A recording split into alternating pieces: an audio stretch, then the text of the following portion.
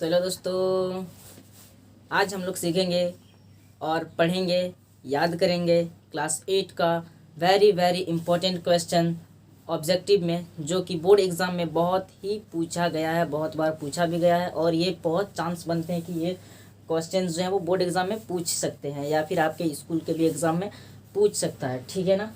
तो चलिए शुरू करते हैं। पहला हम लोग का क्वेश्चन है कि कोशिका की खोज किसने किया था। ठीक है ना। तो कोशिका का खोज किसने किया था? कोशिका का खोज किया था रॉबर्ट हुक ने किया था। ठीक है ना। कोशिका का खोज किसने किया था? तो रॉबर्ट हुक ने किया था। आपको याद रखना है, कोशिका का खोज रॉबर्ट हुक ने किया था। कोशिका का खोज रॉबर्ट हुक ने किया था। और कब किया था?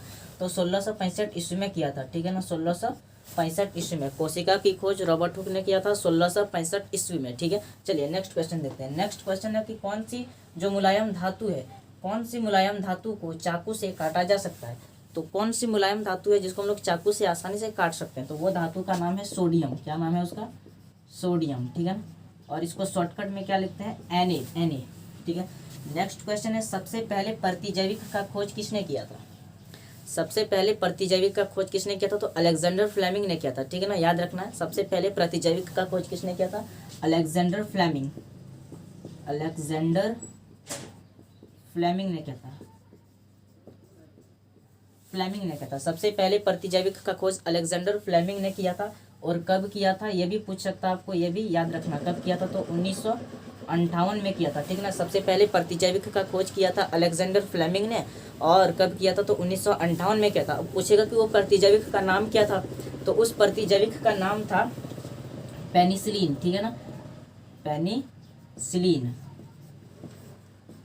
ठीक है। एक बार रिपीट कर देते हैं। सबसे पहले प्रतिजैविक का खोज किया था अलेक्जेंडर फ्लेमिंग ने। कब किया था? 1958 ईस्वी में। और पेनिसिलिन जो प्रतिजैविक है उसका नाम क्या था? पेनिसिलिन था नाम। ठीक है ना। चलिए अब नेक्स्ट क्वेश्चन देखते हैं। नेक्स्ट क्वेश्चन है कि बिजली मिस्त्री हाथ में दस्ताने पहनकर काम करता है क्योंकि। अब देखिए, बोलता है कि जो बिजली मिस्त्री होते हैं वो हाथ में रबड़ का दस्ताना पहनता है और तब काम करता है, तो वो क्यों करता है? ठीक है ना। तो आपको पता होना चाहिए कि जो बिजली मिस्त्री जो रबड़ का दस्ताना पहनता है वो विद्युत का कुचालक होता है। और विद्युत का कुचालक होने का मतलब है कि उसमें करंट जो है उसका फ्लो नहीं होता है, तो इसलिए वो मतलब वो पहनता है दस्ताना। ठीक है। तो क्या लिखेंगे? बिजली का करंट नहीं लगता है इसलिए बिजली का करंट नहीं लगता इसलिए। ठीक है। नेक्स्ट क्वेश्चन है, किशोरावस्था में लड़कों के उभरे हुए स्वर यंत्र का नाम क्या है? अब देखिए, किशोरावस्था कब आता है? जब हम लोग 14 के एज के हो जाते हैं। 14 एज के हो जाते हैं तो हम लोग किशोरावस्था में चले जाते हैं। ठीक है ना। और किशोरावस्था में क्या होता है, हमारा ये जो कंठ है वो भी बाहर आने लगता है और हम लोग का जो वॉइस है, वॉइस में भी चेंजेस होने लगता है, यानी कि परिवर्तन होने लगता है। ठीक है ना। तो पूछा कि किशोरावस्था में लड़कों के उभरे हुए स्वर यंत्र, यानी कि ये जो है इसी का नाम है स्वर यंत्र। ठीक है ना। और इसी को दूसरा नाम है, दूसरा नाम भी होता है, वही पूछा कि स्वर यंत्र का नाम क्या है? तो स्वर यंत्र का, उस स्वर यंत्र का क्या नाम है? कंठमणि। क्या नाम है उसका? कंठमणि। क्या नाम है? कंठमणि। नेक्स्ट क्वेश्चन क्या है? नेक्स्ट क्वेश्चन है कि दहन के लिए क्या आवश्यक है? तो आप सबको पता होना चाहिए कि दहन के लिए क्या आवश्यक है? वायु, ऑक्सीजन है। ठीक है। दहन के लिए क्या आवश्यक है? वायु। बिना वायु के हम लोग किसी भी चीज़ को जला नहीं सकते। ठीक है।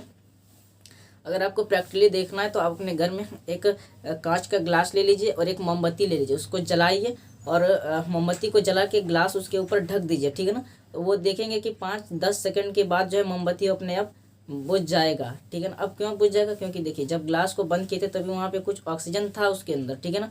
और लेकिन जो मोमबत्ती वो जल रहा था तो ऑक्सीजन यूज कर रहा था, ग्लास के अंदर जो ढका हुआ था तो उसमें जो ऑक्सीजन था वो ऑक्सीजन को यूज़ कर रहा था। लेकिन जैसे वहाँ पे ऑक्सीजन खत्म हो गया तो वो अपने आप बंद हो गया। ठीक है ना। इसलिए दहन के लिए वायु की आवश्यकता होती है, नहीं तो हम लोग कुछ भी नहीं जलता। अगर वायु नहीं रहता तो कुछ भी नहीं जलता। ठीक है। चलिए नेक्स्ट क्वेश्चन देखते हैं। नेक्स्ट क्वेश्चन है, वे जंतु जो सीधे शिशु को जन्म न देकर अंडे देते हैं उन्हें क्या कहते हैं? वो जंतु जो सीधे क्या शिशु को जन्म नहीं देता है, क्या देता है? अंडे देता, तो उसे को क्या कहते हैं? तो पहले हम लोग इसका आंसर लिख लेते हैं। उसको क्या कहते हैं? अंड प्रजक कहते हैं। ठीक है ना। अंड प्रजक। ठीक है ना। वे जंतु जो शिशु को जन्म न देकर अंडे देते हैं उन्हें अंड प्रजक कहते हैं। अब बात ये है कि अंड प्रजक को पहचानेंगे कैसे, मतलब जो अंडे देते हैं उसको पहचानेंगे कैसे। तो सिंपल सा तरीका है कि जिसके जैसे कि हम लोग का कान बाहर है, हम लोग का कान यहाँ पे दिख रहा है, तो हम लोग क्या है, हम लोग अंड प्रजक नहीं है। अब जैसे किसी सांप को देखेंगे, सांप का कान दिखता है, नहीं दिखता है। मेढक का कान दिखता है, नहीं दिखता है। मतलब वो क्या है, वो सब अंड प्रजक है, मतलब वो सब अंडे देते हैं। ठीक है। नेक्स्ट क्वेश्चन है कि ध्वनि कंपन का मात्रक क्या है। अब होता है कि ध्वनि कंपन का मात्रक क्या है। हम लोग जैसे बोलते हैं तो हम लोग बोलते हैं तो ध्वनि उत्पन्न होता है। तो अगर आप लोग यहाँ पे टच करके देखेंगे तो यहाँ पे पता चलेगा कि आपका कंपन हो रहा है यहाँ पे, ठीक है ना, वाइब्रेट हो रहा है। तो ये पूछा कि उसका मात्रक क्या, मतलब जो ध्वनि कंपन होता है तो हम लोग उसको मापते किससे हैं। तो उसको मापने के लिए एक इकाई है जिसका नाम क्या है, हर्ट्ज। ठीक है ना। आपको ये सब याद रखना है, बिकॉज ये सब 90% तो चांस है ही कि एग्जाम में पूछेंगे ही। इसमें से 2 क्वेश्चन तो जरूर पूछेंगे एग्जाम में, ये मैं गारंटी के साथ कह सकता हूँ। नेक्स्ट क्वेश्चन है प्राकृतिक गैस में मुख्यतः क्या होता है।